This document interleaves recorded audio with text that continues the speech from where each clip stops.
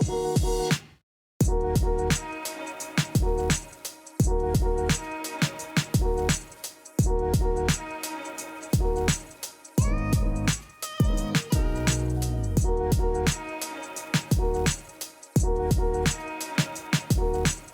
everybody, before we get into this next episode, I just wanted to say a few words about our sponsor.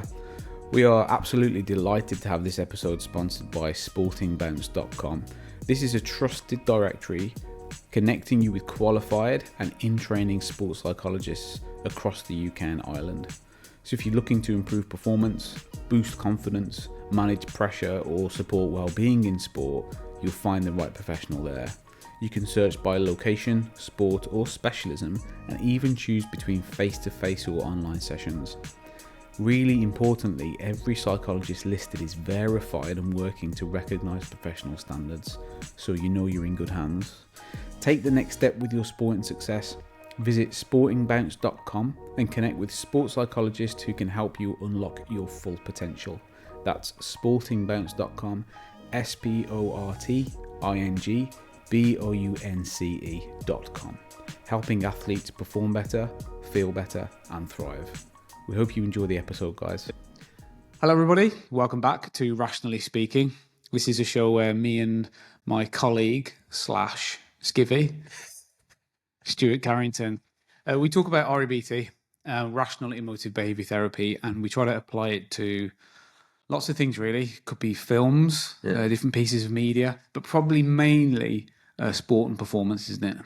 I think that's kind of the vehicle that we use to get over the principles of REBT. I think it's really relatable, but perhaps one thing we're going to talk about today is that T in REBT and about how when we're looking at performers, perhaps that word doesn't quite apply. Yeah, that's a good point.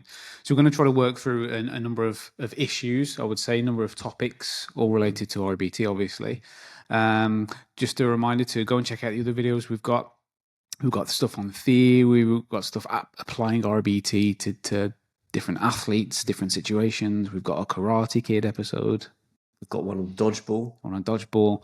And subscribe and leave comments. Tell us know what you want us to cover. Let us know what you want us to cover and then we can maybe cover it. So we wanted to start with this issue that Stu just mentioned, the T in REBT. So Rational Emotive Behaviour Therapy.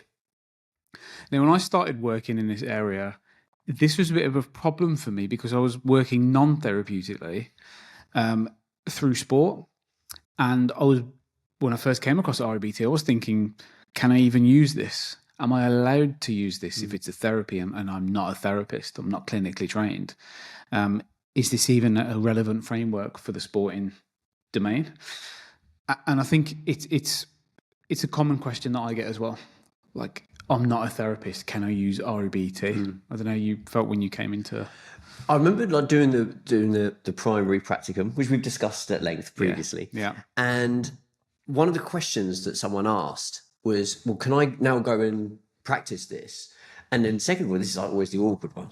Can I charge? Like, should I be charging almost for doing this? Because they don't feel that they're like a therapist because they're not clinically trained.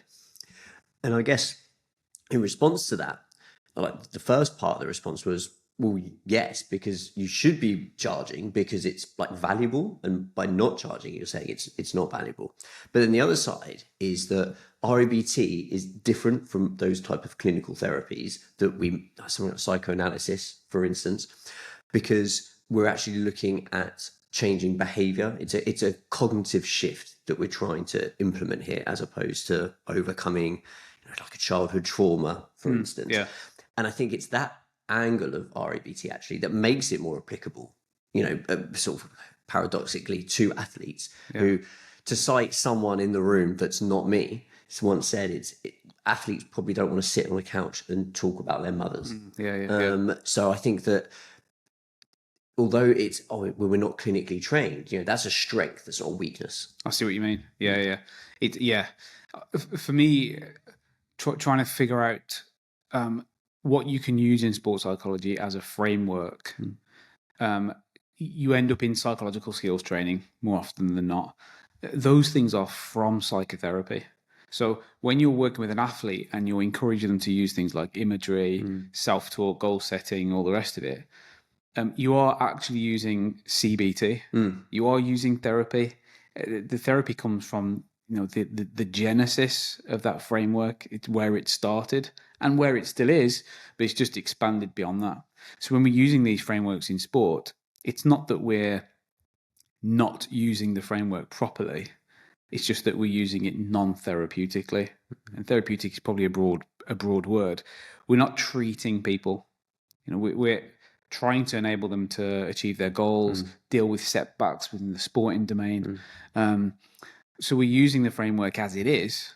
We're not really changing or tweaking anything, but we're using it non-therapeutically. Do you think because we're not changing anything, not renaming anything, rebranding anything like that, do you think that's perhaps why sometimes like REBT gets a little bit, I want to say lost, might not be the right word there, but overlooked, certainly, because we like new things. We like new models. Oh, this one's the answer now. Yeah, I think, I mean, one of my gripes academically is people inventing new theories and frameworks, which is basically REBT. It's like, well, just let's use what we've got exhaustively. Let's find the ends of it rather than inventing a new thing.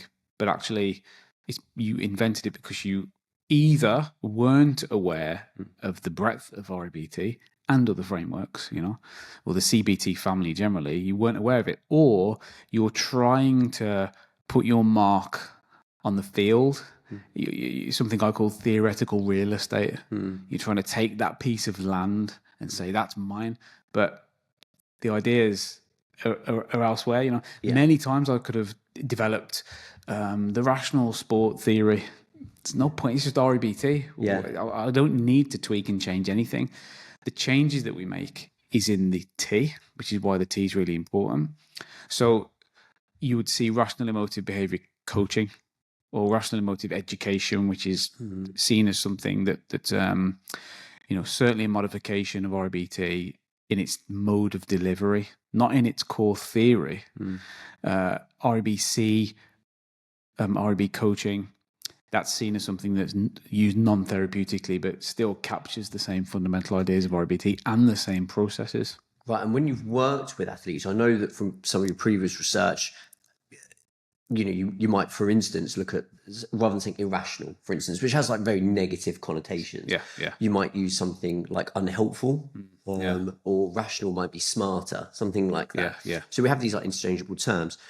Have you ever used coaching? Have you ever used education as a like a synonym for therapy? In writing, in writing, if it depends on the outlet. Right. In some ways, if I'm going to a coaching outlet, then you can call it REBC because it fits. But usually in that paper, you're still saying this is REBT. It's just the C's there because it was used non-therapeutically. So it can be a bit confusing. But you mentioned there the idea of smarter. So when I started practicing more using REBT, I used the term smarter thinking. Now you can call it rational emotive behavioral coaching. It's still pretty unappealing to a performance audience. It's still, what is that rational emotive bit? It's just too clunky, So smarter thinking to me captured like the essence of what we're trying to do. We're trying to help people to just think a bit smarter about performance. Now, I'm not changing anything. All I'm doing there is choosing a name really for palatability of the audience. Some people might choose a name that fits a market so they can sell that product. I'm not modifying REBT. I'm just calling it something to fit an audience or a market. Okay. To make it land better. And so you can lose those, frankly, negative connotations of the word therapy and also lose the wordiness and the clunkiness of rational emotive behavior, which, again, when you try and explain it, you tell people it's a cognitive behavioral therapy. Again, you're landing in that tricky connotations, clunkiness territory that you might not want to land in. So before we progress with this, and I guess just for the listeners, they might think, why is she like talking about like language and like being so precise in language? So Ellis was kind of really keen to do this and spoke about the importance of accuracy of language. And we see that in like scientific methods. Francis Bacon talks about this quite a lot as well, being really precise in language used. In REBT, there's always been lots and lots of different terms. So Windy Dryden, for instance, suggests using general attitudes as opposed to the word beliefs, because he believes, no pun intended, that that term is more accurate. Do you think that changing the language doesn't really matter, unless it's going to help you land your message clearer to your participant? Yeah, so is it... Well, Dryden keeps the B by calling it basic attitudes, right? Basic general attitudes. Oh no, I think you're right. It's basic attitudes. Yeah, you're right. So it's basic attitudes. Because I think he wants to maintain the ABC acronym, probably. I think you can call it whatever you want when you're working in consultancy. When you let that stuff drift into academic literature, then it causes confusion. So we have technical definitions of terms, and we should stick by those terms because there's a technical definition for them. We understand what they mean in science, so I don't think you should change the language. Would biologists suddenly change the nature of the word cell and say, well, cell means something different now, and actually we're going to change the word cell to something? Well, the whole history of literature there starts to become out of sync with the new literature. So I am a fan personally of sticking to what the acronyms are and what they've been for a long time. We mentioned this in the last conversation we had of Ellis's 1994 book, which I think is like, that lays out the theory as good as you're going to get it, in terms of modernity, and in terms of where he was up to at that point, and in terms of clarity. So I try to stick to the acronyms in there, G, A, B, C, D, in the way that they're framed. Sometimes you'll see an F added onto the end, to really represent the last aspect, which is functional emotions, F standing for functional. So in academic literature, in scientific literature, I'm kind of a proponent of let's keep it as it was, quite conservative in that sense, so that you can look backwards and forwards and it always means the same things. If I suddenly say, well, look, I want to change C to something else other than consequences, then to me that just confuses. There's no reason for me to do that. Now, when I'm talking to a certain audience, I can call those things whatever I want. It doesn't matter. I can the context dictates the language. You use the language that fits the audience that you're working with, whether it's athletes, whether that's people working in business, whether that's a military population. You don't have to stick with the G, A, B, C, D. You could call it whatever you want, but you're not changing the core fundamental aspects of the theory. You're just messing around with the language to fit the context. Yeah. Okay, so you mentioned here about you might fit the words you use are sort of deliberately manipulated to land better with your audience.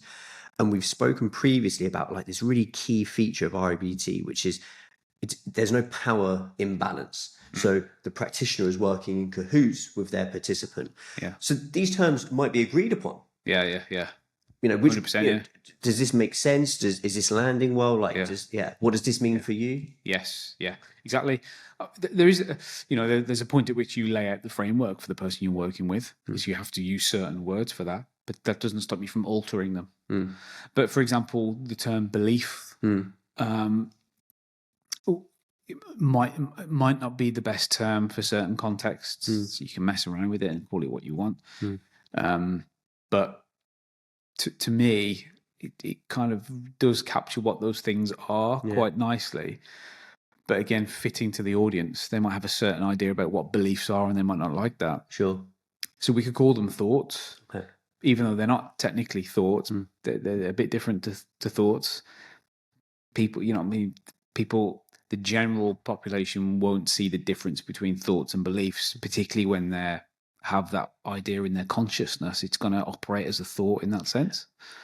But by that same token, like the general population might have a very, very clear picture in their head of what therapy looks like. Yes. Yeah. And I guess this is like the theme of our conversation now, which is this, this T in REBT might not necessarily kind of represent the true practice of what we do. And certainly some feedback I've had from participants, particularly, so, as you know, my area is with sports officials and like working with sports. Yeah, I was going to ask really, how are you pitching this to officials in a way that fits their context? So, do you know what? I'm not pitching it differently. I'm calling it REBT and giving those, but incidentally, I'm starting to give like feedback now on a meta case study, and almost to a person when I'm giving feedback, they're saying, oh, it wasn't what I expected. It wasn't what I thought therapy was. And I'm like, well, actually, it's because it's very different and perhaps therapy is not the right word. So that's kind of interesting feedback to get. So I'm wondering now whether when I approach individuals, it should be, we call it this, but please don't think you're going to be sitting on a couch and, talking about your childhood.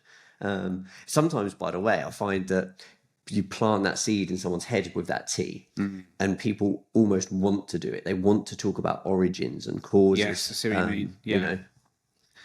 It's a good point. But it shapes their expectations using that T, doesn't it? Yeah. And then it's hard to, then you have to do a load of re-education around it, when actually if you just drop the T, you haven't got those problems. Yeah. A more accurate way to describe it might be REBA. Okay. Because the rational emotive behavioral element is, you can't drop that. It's kind of fundamental in a technical sense. Now, however you want to deliver it to an audience, you can change the language, but in a technical scientific sense, I think you've got to keep the rational emotive behavioral. But I think it makes more sense to say rational emotive behavioral approach. Okay. Then that loses the idea of therapy, coaching, anything you want to dress it up with. I think that it's the REB approach to whatever setting you're in. That might be therapeutically, might be a coaching situation, might be an education situation. I think having the word therapy tied to REBT so closely obviously speaks to where it came from and probably where it's still mostly used. I think that it's not helpful when you want to use it in other domains other than clinical therapeutic domains. So we could drop it and it'd change almost nothing really. Have you ever had any like pushback, any friction because of the terms, and people think, oh, I'm not into this, I don't want to do any therapy? People might not for an individual level because they there's very few occasions that it would be relevant to talk to somebody at that kind of meta level about here's what we're doing. Oh, by the way, we're doing REBT. As far as they're concerned, we're just working on a goal or a problem or an issue, and the psychologist in front of me is taking me through whatever this is. There's actually not so much need to label it within the settings that I've worked in. I've had resistance at like a pitching level.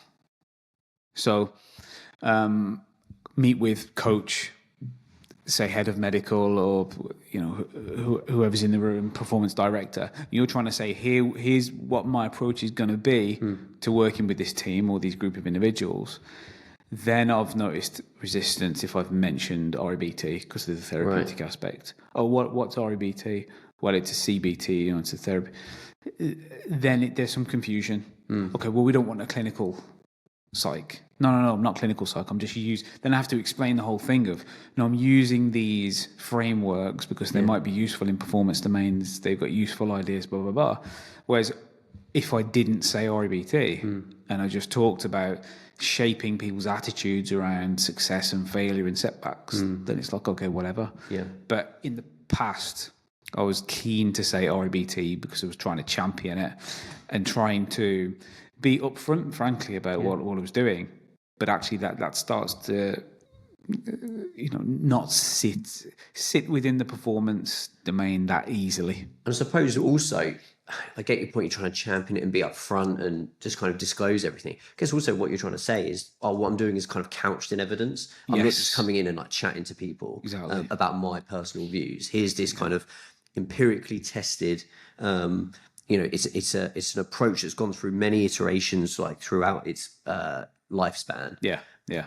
And this is where we're at now with it. You know, and because we're such opponents of it, you know, we want to showcase that and talk about it. And maybe that's where you might get that friction because, it's a therapeutic approach.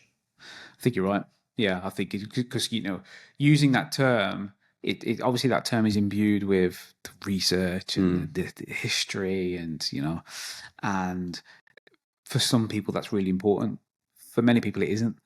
It's like, fine. Does it work? It doesn't matter what you call it. It doesn't matter if you tell me there's 100 studies on it. Just tell me. I'll believe you if you tell me it works because I trust you as a professional. That's been my experience more so than them saying, well, show me the evidence that this approach works. You know, we'll know if it works when 6 months into your contract, nothing's happening.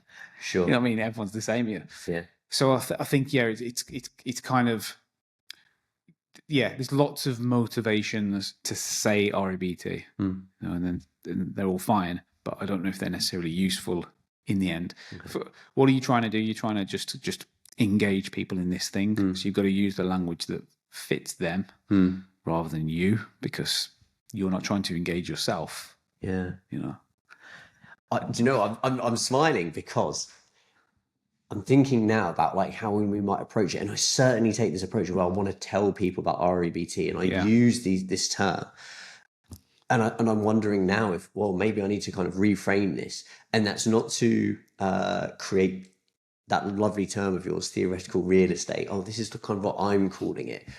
It's still REBT, but it might need to be framed differently. My position on the theoretical real estate thing, and this extends beyond REBT, but I've noticed it in REBT a lot, is there's no need to do that. There's no need. We don't need more theories. We haven't tested the ones we've got. You know what I mean? There's theories that are sitting there that have never been tested or have been only tested a little bit. So we have a theory here that is very specific when it needs to be, but very flexible and non-specific when it needs to be. Okay, great. So we've got a really nice theory that obviously isn't perfect because it's human-made. We have all these hypotheses within the theory, which is what theories are. They make predictions. Okay, so there's some predictions. Individuals who, when they face adversity, find that irrational beliefs are activated, tend to experience dysfunctional, unhealthy, negative emotions and the behaviors that are associated with it. Okay, that's a hypothesis. We can test that. And there's lots of tests that have been done. It seems to hold true most of the time, you know, beyond chance. It doesn't work all the time. So that's fine. You know, you're constantly building evidence to find the cracks in these theories to figure out, well, do we need to do things differently? And RBT has lots of hypotheses which we can go and test. Now, when you develop something that is cognitive behavioral adjacent, and you call it something different, then you're doing two things. One thing you do is you're confusing the literature because you're presenting something as new but isn't new. Second thing you're doing, you're not now contributing to the nuance of that literature, of the cognitive behavioral literature, because you're saying it's not that, it's this. Actually, it is that, and it should sit in that space. So when anybody does a review of these areas, they take your work and include it. And say, well, we have to include this when we look at the evidence. Now, if you call it, if you don't call it rational emotive behavior therapy or behavior coaching, or you don't mention REB at all, say if I wrote a paper where I just called it smarter thinking throughout the whole paper, that would never be included in a systematic review. It wouldn't be part of the conversation at all. Maybe I'm disingenuous. I'm pretending this is something new. Or maybe I'm trying to fit a journal audience. But in any case, I'm not using the accurate language for that thing that I'm doing. So therefore, it sits outside of that area. So when we try to gather the evidence together, it falls outside of it. That point about systematic review, meta-analyses, it's so important. Like I've totally overlooked this. It's probably why it's quite not dangerous, but detrimental might be a better word there. Like to not do that. And I've read so many papers and looked at different theories in popular psychology literature and elsewhere.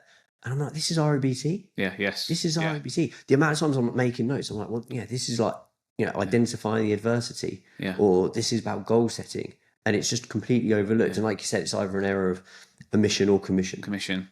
CBT has a bigger problem because there's lots of stuff happening in this space that is CBT that people aren't saying this is CBT. You know? So the issue gets bigger at that level. But this is an REBT podcast, so we've seen it at the REBT level too, haven't we? Yeah. I mean, Ailish King, a PhD student studying out of Loughborough,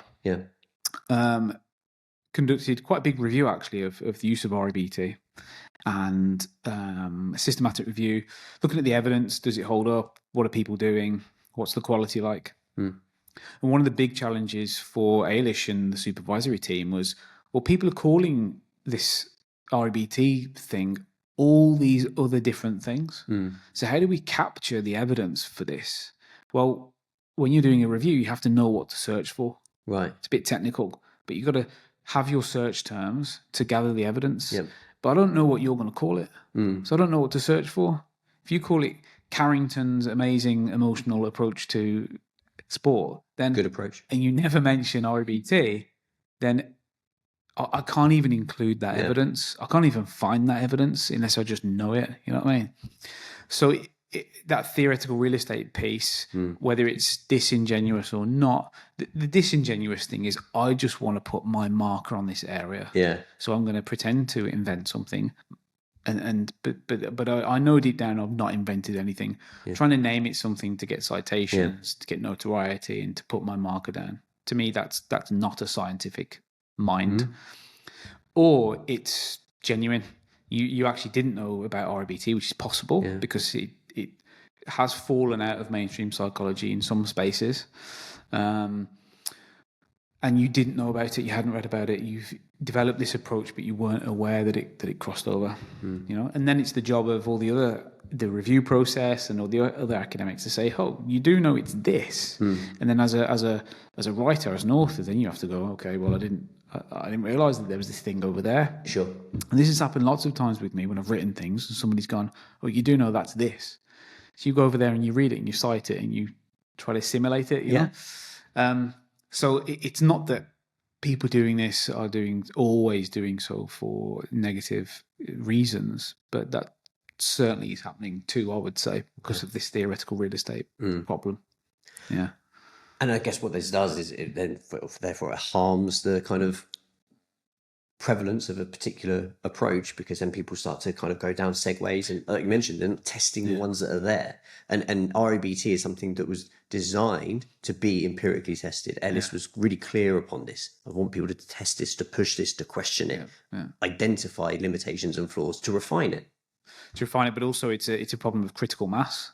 So if I split REBT into 10 different subfields, then the critical mass is lost. Right.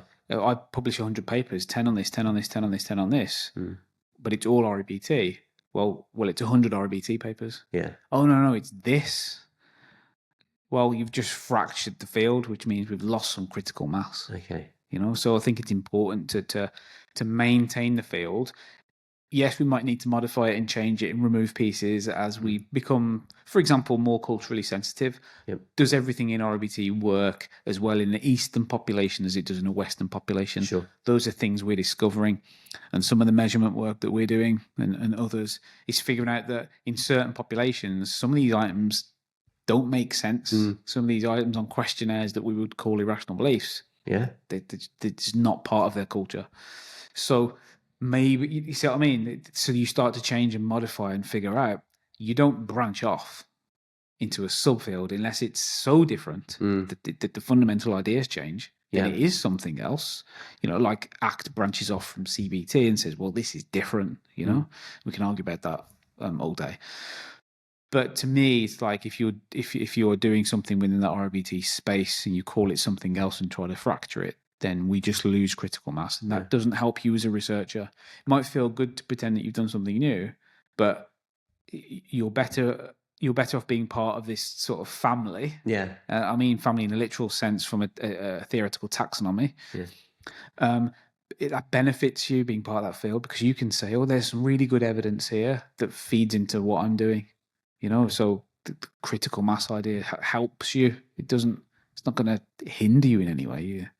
So maybe to review, what we can identify is that these terms, although in the literature, it's really important to have these consistency terms because they're defined, we know what they mean. Yeah.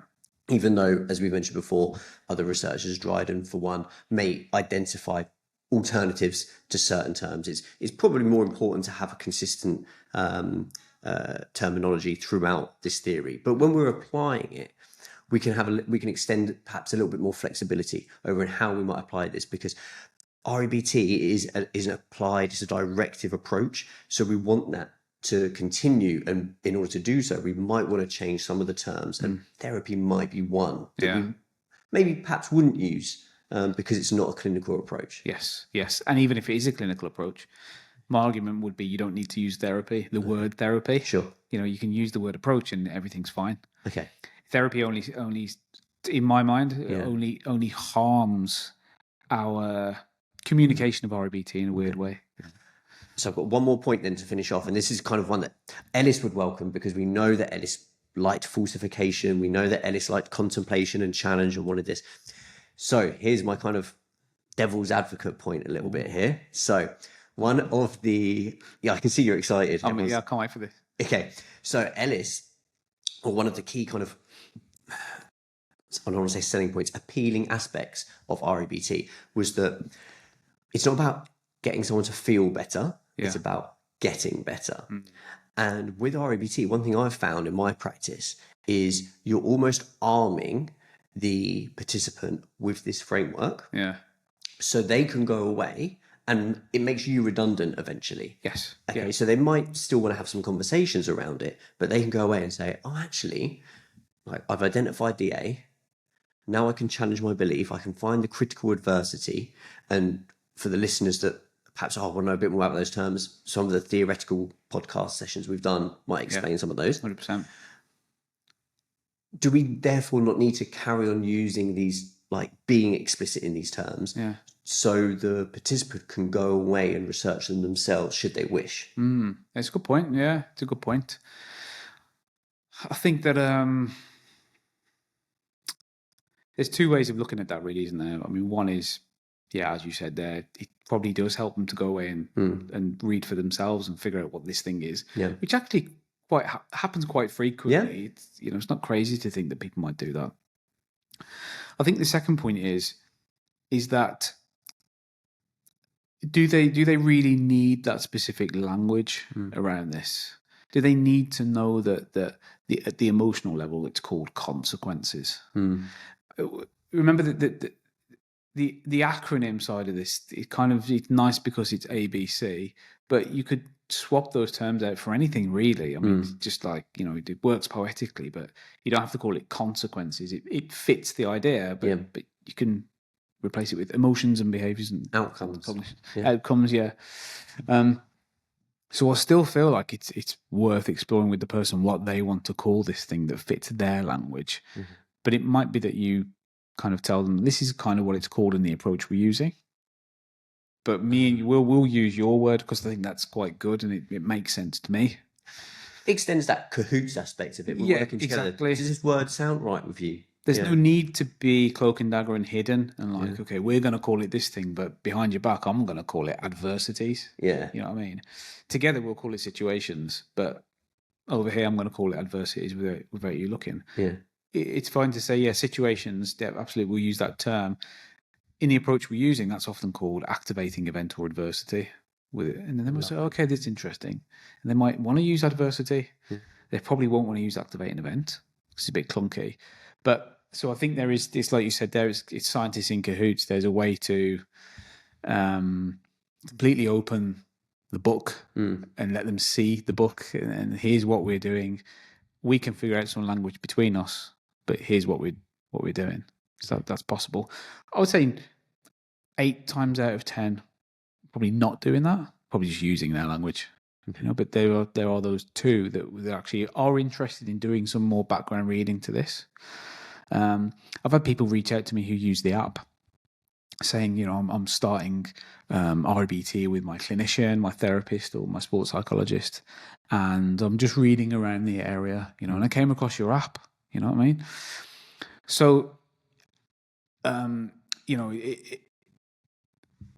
people will, some people will do that, but I would say most won't. I don't know. With the people you're working with, are they more likely to? Yeah, I mean, this conversation has like sparked a lot of thought for me about how maybe I should be perhaps inviting the people I'm working with to say, how does this term fit with you? Right. Sometimes they'll not correct you anyway, but perhaps offer like a different view. So for instance, I might use a term such as anxiety, and they might say, well, I wouldn't probably call it that. Yeah. I'm like, okay, so what would you call it? And they might say, well, I'm like just concerned or apprehensive. Sometimes I get this word. Yeah. And I think anxiety has this very clinical feel to it. Yes. And they said, it's not like I'm not functioning. It's just it's a higher level of discomfort than worry or concern. Yeah. So I'm like, great. So we'll just use that term. Yeah. But other times I might use a term like irrational. I tend to use irrational and rational a lot. And they stick with it. Okay. And perhaps now I'm thinking, let's just define that or be really clear. Yeah. And how does that land with you? Maybe it's not comfortable for that person to use this. Kind of suggests you're wrong, doesn't it? That's another really important part, isn't it? I know we spoke about this a little bit before, but do we use the term irrational with the people we're working with? I tend not to. Okay. Most of the time. I don't find it to be useful at all. So it's not that it's I don't know if it's damaging, but I certainly don't find it useful. You know what I mean? There's no utility in using the word irrational for me in my practice. Do you know what's interesting? I'm just thinking here, when we were setting this, well, you were setting it up. I was trying to set it up. Yeah, and saw the random cables. Exactly. So Martin was setting everything up, and he said, I don't read the instructions. He had this new standout, and he said, I don't read. And I was like, I would definitely read the instructions before I fit together. Yeah. Well, now, interestingly, you're like, well, I wouldn't use irrational. But I read the literature, and I go, right, so it's irrational and rational. So I'm kind of more by the book. Yeah. And now I'm thinking, perhaps I could afford a little bit more flexibility in the terminology that I use to land better or to get the message across. I just think that it's an unnatural term for many people in the way that we would use it. Sure. It has negative connotations.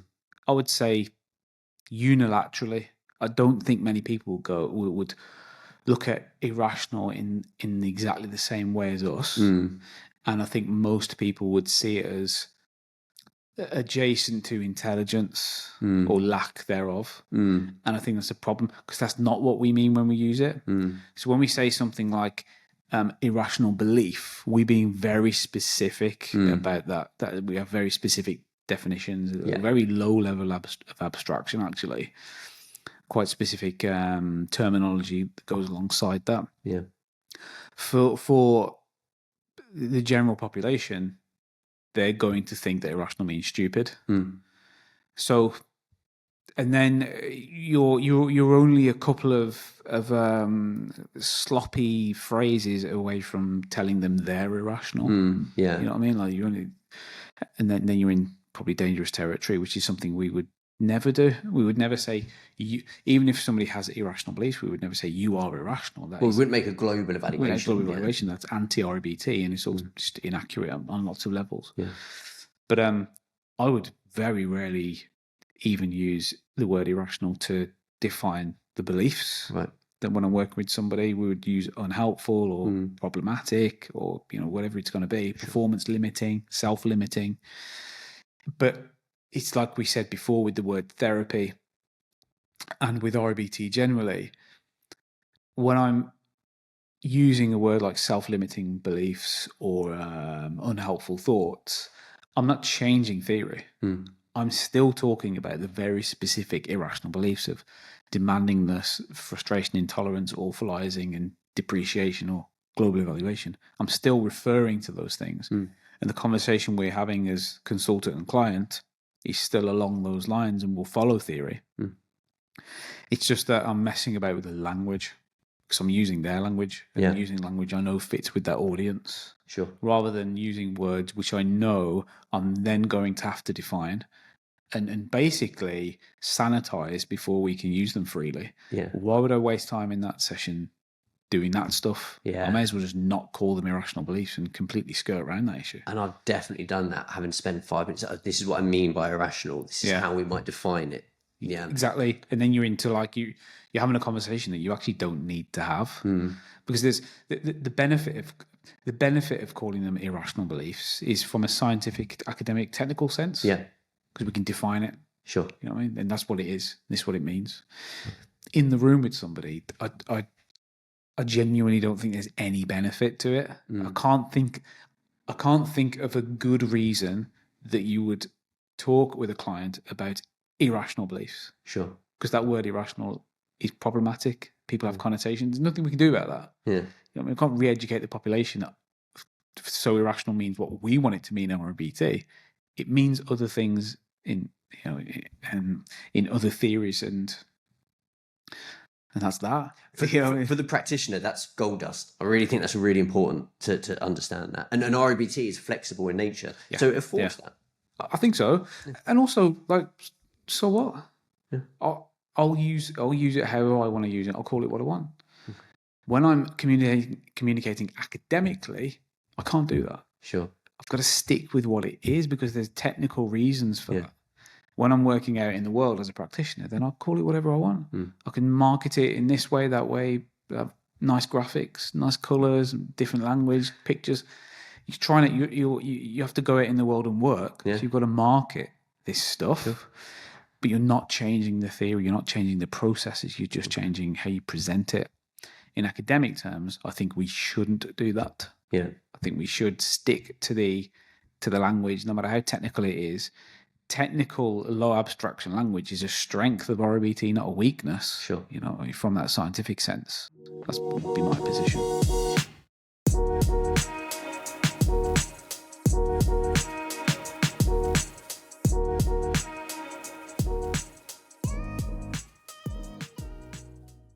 Before you go, a quick reminder. If you're serious about improving your performance or supporting your team's mental edge, check out sportingbounce.com. It's the go-to directory for finding qualified sports psychologists across the UK and Ireland, whether you need in-person support or online sessions that fit your schedule. From building confidence and focus to managing stress and recovery, sports psychology can make a world of difference. So don't leave your mental game to chance. Visit sportingbounce.com today and start your search for the right professional to help you excel. That's sportingbounce.com, your connection to expert sports psychology support. See you in the next episode, everybody.